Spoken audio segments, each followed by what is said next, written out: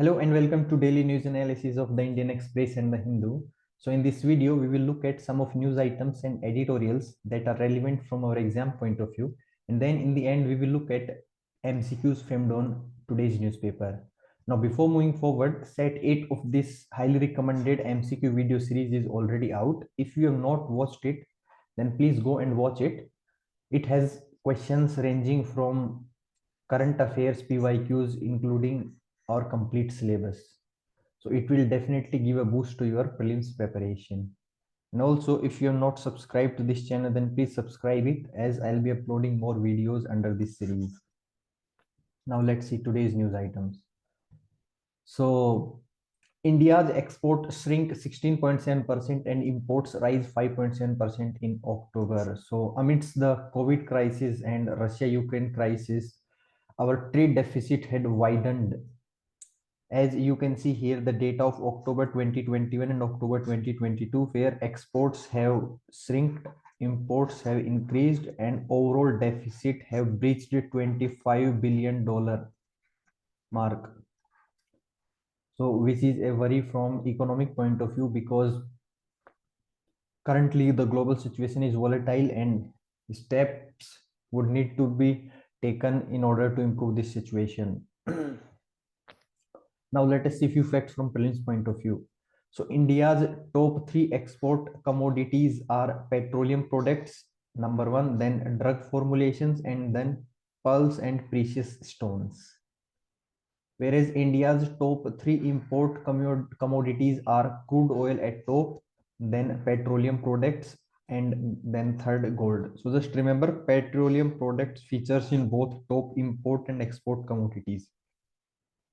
When we talk about top 3 export destinations for India, it is USA first, then China, then UAE in decreasing order. Whereas if we talk about import sources, then China, USA, UAE, the all 3 countries are same, only the order that changes when it comes to exports and imports. So keep these facts in mind from prelims point of view.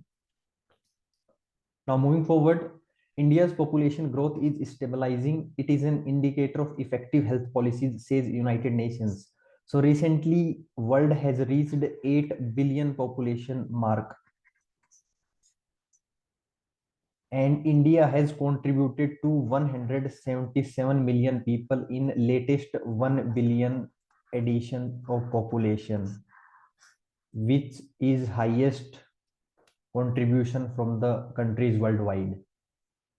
So in that regard, UN says that India is at right path, and given its health policies, the various indicators, India has achieved population stability in its objectives.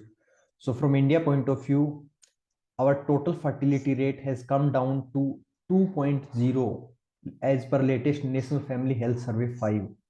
So which is a good news, because it is below replacement level, which is 2.1. But if we talk about absolute population, then 69.7% of country's population have achieved fertility rate below replacement level.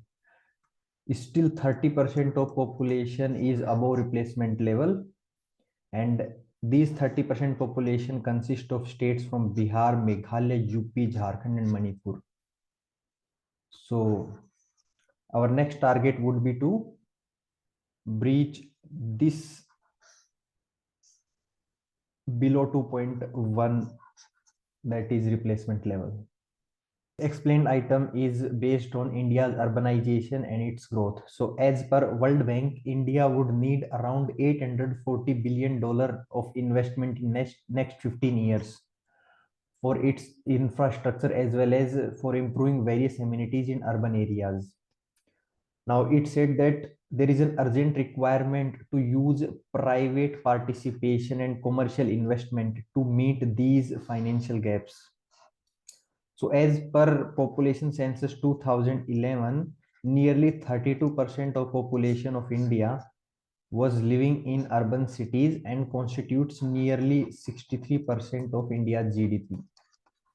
And as per estimates, by 2030, this population would increase up to nearly 40% of our population. And therefore, the infrastructure development as well as various other amenities in urban areas is need of our. So World Bank report says that currently our finance of infrastructure in urban areas is based on largely intergovernmental fiscal transfers, that is horizontal and vertical transfers, and there is very minuscule share of commercial debt as well as public private partnership in the existing mechanisms, which is leading to a financial gap in current urban infrastructure.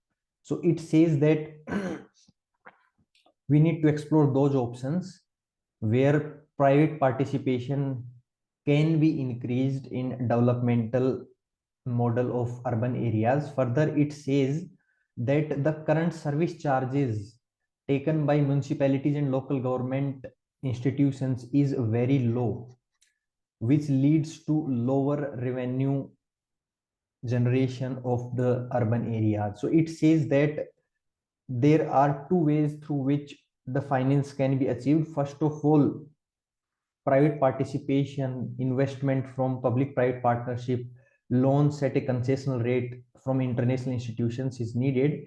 And secondly, the charges by municipal corporation and urban institutions needs to be higher for sustainability and viability of urban institutions and urban services.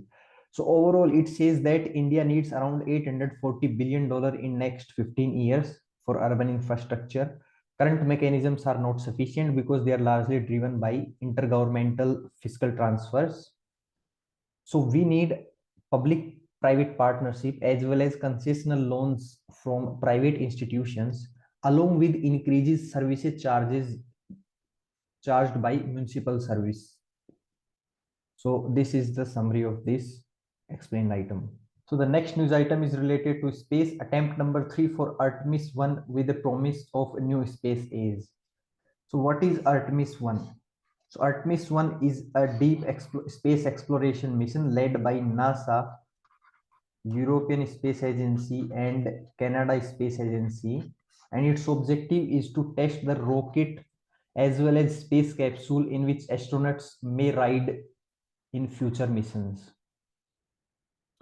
So after 1969, when first human landed on moon, there has been much progress with respect to exploratory missions to probing Mars, Jupiter, Saturn, as well as various astronauts have made return trips to the space as well, making a permanent space lab. But still we have not achieved the transportation of humans to the new world. So this Artemis mission would be a step in that direction. Along with that, it will help in setting up various other experiments in the space as well, such as carrying out biology experiments that to determine the deep space atmosphere, etc. So in that respect, this mission is important, and India is not part of it. Now moving forward, PM calls for new world order. COVID, Ukraine, climate have caused havoc. So currently G20 summit is going on Bali, Indonesia, in which various leaders of G20 nations are participating in it, namely our Honorable Prime Minister, Chinese President, Russian Prime Minister, USA President, etc. So in this conference, our Prime Minister have called for ceasefire and asked for return to diplomacy on Russia-Ukraine conflict. Further, there has been talks related to the matters related to climate change, Russia-Ukraine conflict, as well as the newer supplier chains given the disruption caused by Russia-Ukraine war. So let us see what will be the outcome of G20 summit. It is an ongoing process. I have already discussed all the facts related to G20 in my previous videos, but still let us take a look at G20. G20 was created in 1999 after Asian financial crisis. It consists of 19 nations plus European Union. India will be hosting 2023 summit for the first time, and 2024 would be hosted by Brazil, and 2022 is hosted by Indonesia. So for the first time in history, the three nations in conjugation that are developing nations would be hosting G20 summit. And the three nations which held presidency in past year, present year and future year forms part of TRIOCA. So keep these facts in mind. Now moving forward, news item is related to defense. GS3 troops in eastern Ladakh get 3D printed habitats defenses. So in a major boost to our armed forces, with the help of 3D printing, around 22,000 temperature controlled relocatable habitats have been developed, which would boost our offensive and defensive capabilities at LAC. So what is relocatable habitat? So this is an model of relocatable habitat where it has been constructed with the help of 3D printing technology, which would have ideal temperature for our soldiers to remain inside it and to defend the borders. Further, there has been trials for permanent defenses in forward areas, where the permanent defenses would be developed, which can take a direct hit of T-90 tank from 100 meters. And also they would be much simpler in construction as compared to regular defensive bunkers. So this would be a great boost to our defense capabilities along LAC. So LAC, line of actual control, this is not a mutually agreed border. It is a border that is imaginary between India and China. Whereas LOC, line of control, this is mutually agreed border between India and Pakistan, and it was agreed upon after 1972 Simla Agreement. You can use these facts for your mains answer writing. This item is data protection bill revised, penalty up to 200 crore if firms don't have safeguards. So few months back, government has taken back data protection bill with a promise that it will come back with a revised bill. So new bill contains provisions such as the penalty of up to 200 crore if firms don't follow the safeguards that are prescribed under the act. Further, under this law, there will be a data protection board, which will be an educating body to enforce the provisions of the bill. So let us see the more development in this regard, but this is a good development in respect to data protection and right to privacy. And last news item of the day is third edition of No Money for Terror forum to discuss crowdfunding of terrorism. So in coming days, third edition of No Money for Terror conference will be held in New Delhi, India, and where various measures would be discussed, such as how the prevent the use of crowdfunding platforms to finance terrorist activities, among other things. So the inaugural edition of this conference was started in Paris, France in 2018. The second edition of this conference was held in Melbourne, Australia 2019. And third edition was supposed to be held in 2020 in India, but due to COVID, it was postponed, and now third conference is going to held in India, where more than 75 nations will be participating in it. So keep these facts in mind from prelims point of view. So that's all for news item. Now let us move for MCQ part. So the first question is, which are correct statements about India's foreign trade? Statement 1, USA tops in the list of India's import destination. Statement 2, China tops in the list of India's export destination. And these are your options. You can pause this video for 5 to 10 seconds, try to attempt this question, and then listen to the explanation part. So as we have discussed that USA is India's top export destination and not import. So USA is export destination, whereas China is India's top import destination. So in fact, both options are reversed. So D is right answer. Moving forward, which are correct statements about global population? Statement 1, India became most populous nation recently in 2022 as per UN report. Statement 2, all states have total fertility rate of 2 as per National Family Health Survey 5. So as you discussed that world has achieved 8 billion population mark recently, and India will be most populous nation in 2023 and not now. So this is wrong, and all states does not have TFR of 2, rather overall India has TFR of 2, whereas states like Bihar, UP still has total fertility rate of greater than 2. So both are wrong. D is right answer. Moving forward, which are correct statements about Artemis program? Statement 1, it is a next-gen lunar exploration mission led by ISRO. Statement 2, recently first successful launch took place under this program. And your options are 1 only, 2 only, both, and none. So as you discussed that this program is a next generation lunar exploration mission, but it is not led by ISRO. Rather, it is led by NASA, ESA, that is European Space Agency, Canada Space Agency.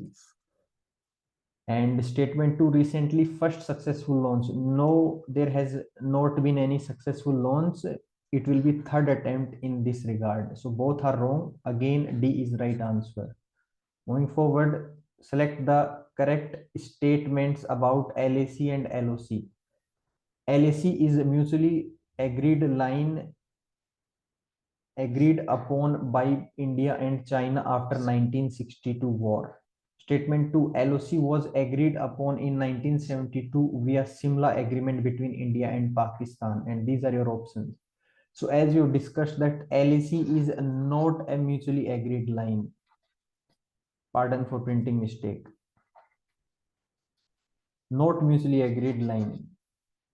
Whereas LOC is agreed line in 1972 via Simla agreement. Statement 2 is right, statement 1 is wrong, B is right answer. Last question of the day is, which are correct statements about no money for terror conference? Statement 1, it was started to fight against terrorism after Mumbai attacks. Statement 2, third conference under it is going to be held in India in 2022. So as you discussed that the first conference was held in 2018 and it was not after Mumbai attacks. This is wrong. And third conference is going to held in India in 2022. So that is true. So B is right answer. So that's all for today. If you find this video helpful, then please like this channel and subscribe to it for more videos. Also, if you find any suggestions for improvement, then please do suggest it in the comments given below. Thank you.